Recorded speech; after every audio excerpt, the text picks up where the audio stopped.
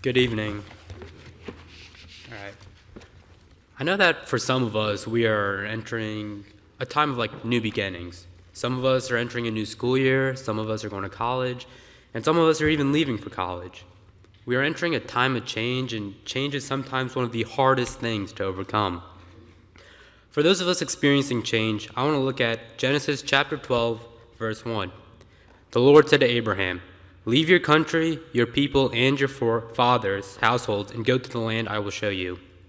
Now we know how this story ends. Abraham gets a promise, and the promises get fulfilled. Now, for those of us going to new places, you're probably going to go to a place that you don't know. For those of you going to Freed, you probably don't know Tennessee as well as you know Ohio or Kentucky. For me, I know that I don't know Cincinnati nearly as well as I know Northern Kentucky. Now, just how Abraham left his country, the land that he knew, some of us will be leaving our home for a new one, a place that we don't know quite as well. Also, maybe the place you end up in these next few weeks ends up being the place for you and you might be there a while.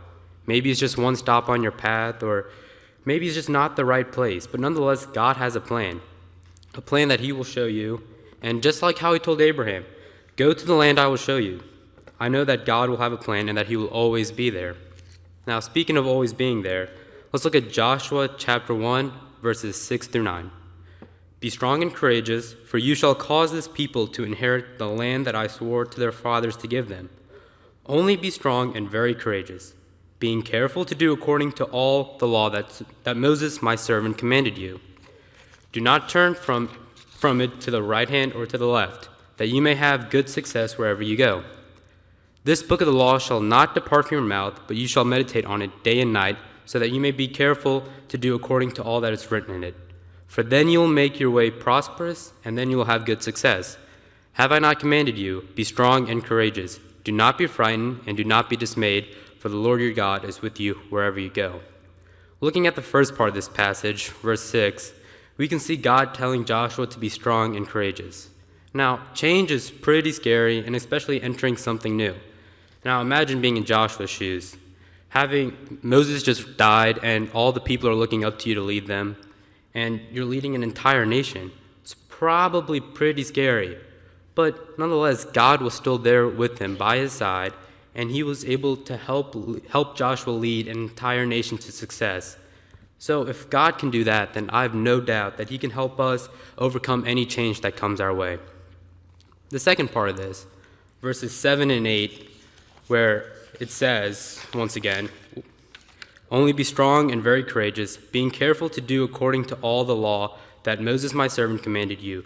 Do not turn from it to the right hand or to the left, that you may have good success wherever you go.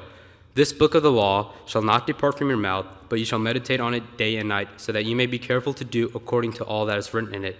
For then you will make your way prosperous, and then you will have good success.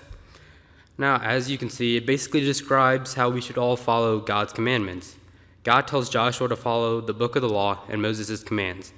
Now, I want to point out that it does not say Moses, Joshua's mentor, or Moses, the Israelites' leader, but Moses, God's servant, which basically means that God is telling Joshua to follow his commands, and the same applies just for us, that we're to follow God's commands.